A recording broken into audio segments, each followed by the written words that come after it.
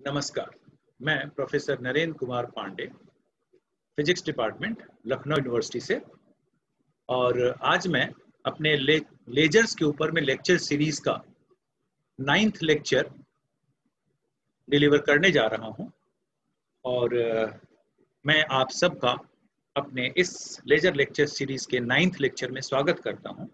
और आज के लेक्चर का जो टॉपिक है वो है कोलिजन लाइन ब्रॉडनिंग मैकेनिज्म। पिछली बार हम लोगों ने नेचुरल लाइन ब्रॉडनिंग मैकेनिज्म की बात की थी। आज हम लोग बात करने जा रहे हैं कोलिजन लाइन ब्रॉडनिंग मैकेनिज्म पर, और अगले वाली क्लास में हम लोग बात करेंगे डॉपलर लाइन ब्रॉडनिंग मैकेनिज्म पर। So let us start with the topic. जैसा हमने पिछली बार आपको बताया था कि लाइन ब्रॉडनिंग मैकेनिज्म बेसिकली हम दो कैटेगरीज में इनको बांट सकते हैं, होमोजेनस लाइन ब्रॉडनिंग और इनहोमोजेनस लाइन ब्रॉडनिंग। जो पिछली क्लास में हमने आपसे बात की थी नेचुरल लाइन ब्रॉडनिंग, और आज जो बात करने जा रहा हूं कोलिजन लाइन ब्रॉडनिंग, ये दोनों होमोजेनस लाइन ब्रॉडनिंग की कैटेगरी में आता है। और इन होमोजेनस लाइन ब्रॉडनिंग की कैटेगरी में डॉपलर लाइन ब्रॉडनिंग होता है। तो ये जो लाइन ब्रॉडनिंग मैकेनिज्म है, ये वेरियस फैक्टर्स के कारण जो होता है, इन सब लाइन ब्रॉडनिंग्स को हम लोग उनके लाइन शेप फंक्शन के रूप में हम लोग उनको रिप्रेजेंट करते हैं। सो जैसा कि पिछली बार हम लोगों ने देखा था कि नेचुरल लाइन ब्रॉडनिंग में हम लोगों को लॉरेंजियन फंक्शन मिला था। इस बार हम देखते हैं कि कोलिजन लाइन ब्रॉडनिंग में कौन सा लाइन शेप फंक्शन हमें अंत में मिलता है। पिछली बार मैंने थोड़ा इसके बारे में डिस्कस किया, तो एक रिकैप ले लिया जाए कि इनहोमोजेनस लाइन ब्रॉडनिंग, जैसे हम लोगों ने अगर बात किया तो इनहोमोजेनस लाइन ब्रॉडनिंग क्या है? If different light emitters in a gas have different spectra, that is they have their own different central frequencies and or line width। यानी आप यहां देखें, ये इनहोमोजेनस लाइन ब्रॉडनिंग मैकेनिज्म है। हर एटम का एमिशन स्पेक्ट्रम का जो सेंट्रल फ्रीक्वेंसी है वो अलग अलग है, और ओवरऑल जो सारे का जो हम एनवेलप अगर ले लें तो ये रिप्रेजेंट करेगा overall spectrum of a gas system. यानी इनहोमोजेनस लाइन ब्रॉडनिंग मैकेनिज्म में हर एटम का जो सराउंडिंग होता है या ग्रुप्स ऑफ एटम्स का जो सराउंडिंग होता है वो डिफरेंट होता है, इसलिए सभी का एमिशन स्पेक्ट्रम डिफरेंट होता है। इसलिए ओवरऑल स्पेक्ट्रम भी हमारा ब्रॉडनिंग इस कारण से हमारा इन सभी के सेंट्रल फ्रीक्वेंसीज को ऐड करके बनता है। जबकि जैसा पिछले क्लास में हमने डिटेल्स में बताया था कि होमोजेनस लाइन ब्रॉडनिंग में हर एक एटम का जो सराउंडिंग होता है वो सिमिलर होता है, और सिमिलर होने के कारण उन सब का जो एमिशन स्पेक्ट्रम का सेंट्रल फ्रीक्वेंसी होता है वो सेम होता है, और जिसके कारण कि हमारा ओवरऑल जो हमारा स्पेक्ट्रम का जो फ्रीक्वेंसी सेंट्रल फ्रीक्वेंसी होता है वो इंडिविजुअल एटम्स के सेंट्रल फ्रीक्वेंसी से मैच करता है। तो that is homogeneous line broadening. ये इनहोमोजेनस लाइन ब्रॉडनिंग है, और होमोजेनस लाइन ब्रॉडनिंग कैटेगरी में आज हम लोग कोलिजन लाइन ब्रॉडनिंग के बारे में बात करने जा रहे हैं। कोलिजन या इसी का दूसरा नाम है pressure broadening mechanism. Now, collision between atoms or molecules reduce the lifetime of upper energy level delta T, thereby increasing the uncertainty in E। तो याद होगा कि uncertainty principle है delta E delta T is greater than equal to H cross। So, अगर collision के कारण दो molecule या दो एटम के बीच में अगर कोलिजन होता है तो उसके कारण एक सर्टेन लाइफ टाइम का जो कोलिजन उनका होता है, तो इसके कारण हमारे ई में विड्थ आ जाएगा। यानी डेल्टा ई में हमारा डेल्टा एक विड्थ बन जाएगा, जिसके कारण डेल्टा ओमेगा भी बन जाएगा, और उसके कारण हमें जो लेजर लाइट मिलेगा वो मोनोक्रोमेटिक नहीं मिलेगा, उसमें कुछ लाइन विड्थ होगी। This effect depends on both the density and the temperature। यानी गौर करिए, अगर हम प्रेशर इंक्रीज करते हैं तो डेंसिटी ऑफ गैस बढ़ेगी, या हम टेम्परेचर भी इंक्रीज करते हैं तो गैस के एटम्स के रूट मीन स्क्वायर वेलोसिटी में इंक्रीज करेगा, जिसके कारण रेट ऑफ कोलिजन बढ़ेगा, और रेट ऑफ कोलिजन बढ़ने से डेल्टा ई हमारा बढ़ेगा। Now, this broadening effect is described by Lorentzian profile in most cases, जो कि हम बाद में चल करके देखेंगे। Now, the random phase jumps due to collisions cause a wave to lose phase information। Actually, just before the collision, let us say the two atoms far apart were radiating, let us say sinusoidal waves, and just when the two atoms come closer together and make a collision, during the collision time, they lose their earlier sinusoidal nature, and during this time there is a random change in the phase, and therefore the emission radiation during the time of collision is different from the what it was earlier before the collision and what it will be now after the collision. So these random phase jumps can occur for electron wave functions commonly due to elastic collisions with other atoms or lattice vibrations in the case of solid state materials. The random phase jumps will introduce additional frequency components and therefore broaden the spectrum of the electron's wave function. This broadening can be significant, especially at high temperature in certain materials. Now, let us consider a collision between two gas atoms. जब ये दोनों atom एक दूसरे से दूर रहते हैं, when they are far apart, तो उनका जो एनर्जी लेवल्स है वो एक दूसरे से अफेक्टेड नहीं होता है, अनपर्टर्ब्ड होता है और उनके रेडिएशन प्योरली साइनसॉइडल होते हैं. जैसे जैसे ये एटम नजदीक आते हैं उनके एनर्जी लेवल्स का ओवरलैप होता है, उनके एनर्जी लेवल्स परटर्ब होते हैं और उनका जो फ्रीक्वेंसी एमिशन का जो फ्रीक्वेंसी है वो चेंज करता है ड्यूरिंग द कोलिजन टाइम. और करिएगा during the collision time, before the collision time and after the collision time the emission spectrum is purely sinusoidal as presumed earlier, but it is only that during the collision time the frequency spectrum does have a change because of random phase changes.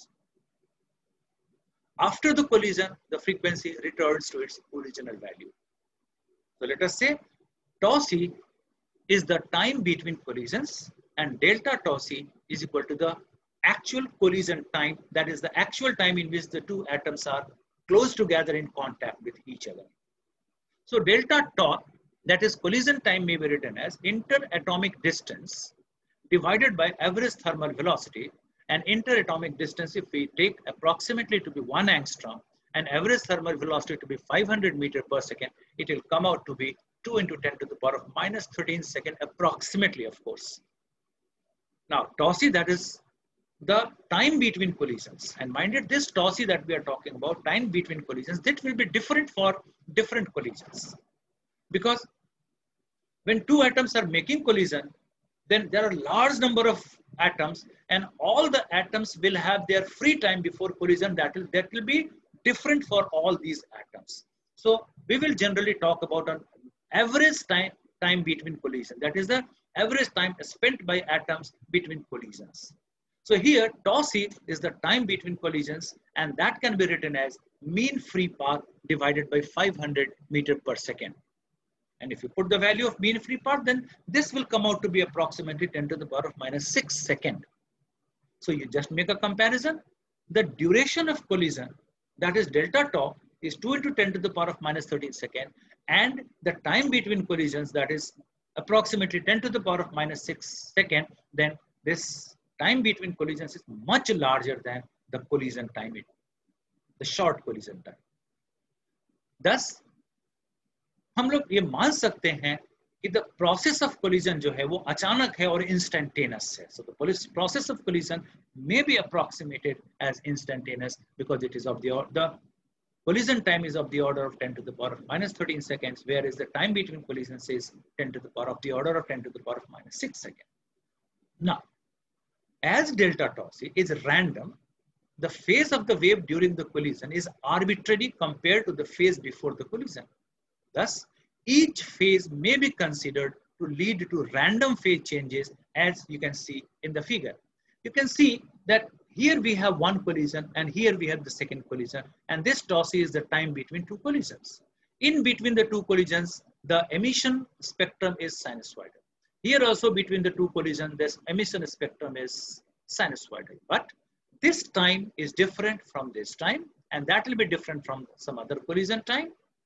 More so what we can see, at the time of, just before the time of collision, we have sinusoidal. Just after the time of collision, we have sinusoidal. But during this collision, there is a random sudden change in the phase. And that will lead to an emission spectrum having a different frequency width.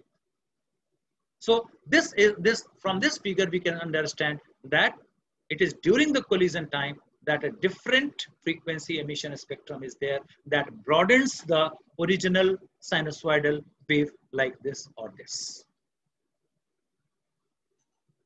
So naturally, what we have seen in the figure, this overall is no more a sinusoidal emission.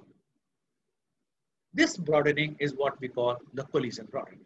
So let us see the mathematics of this one. The field associated with the wave shown in the figure may be written as E as a function of time is equal to E naught, e to the power of I omega naught t plus phi.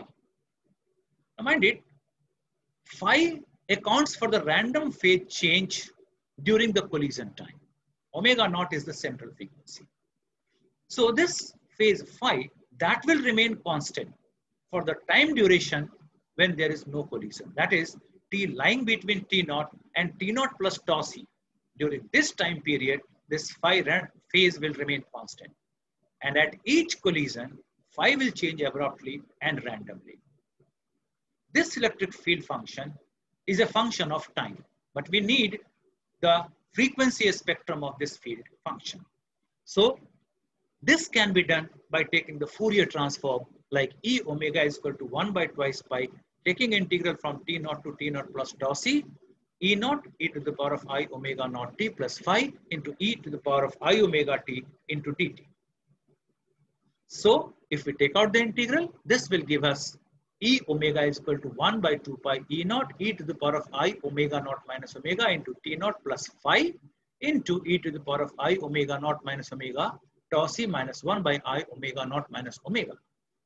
And if we have to take the power spectrum, then that power spectrum will be proportional to a square of this E omega. So I omega is proportional to E omega mod whole square, and this can be written as E naught by pi whole square sine square omega minus omega naught tau c by 2 by omega minus omega naught square. So this is the power spectrum that we arrive at because of the collisions. Now one point that is very, very important to be considered is here, that during the duration of collision, that is the d tau c, not all the atoms are making collisions. Therefore, contribution to the broadening will be only because of those atoms which are actually making collision. And for the rest of the atoms, the emission spectrum will remain pure sinusoidal. So we need to take into account the probability of for an atom to make collision during that time interval d tau c. So in order to obtain power spectrum, we should multiply I omega by probability p tau c d tau c and integrate it from 0 to infinity. What is p tau c d tau c? P tau c d tau c is the probability that the atom suffers a collision in the time interval between tau c and tau c plus d tau c. And this p tau c d tau c is written as 1 by tau naught e to the power of minus tau c by tau naught d tau c. Here, tau naught is the mean lifetime between two collisions. And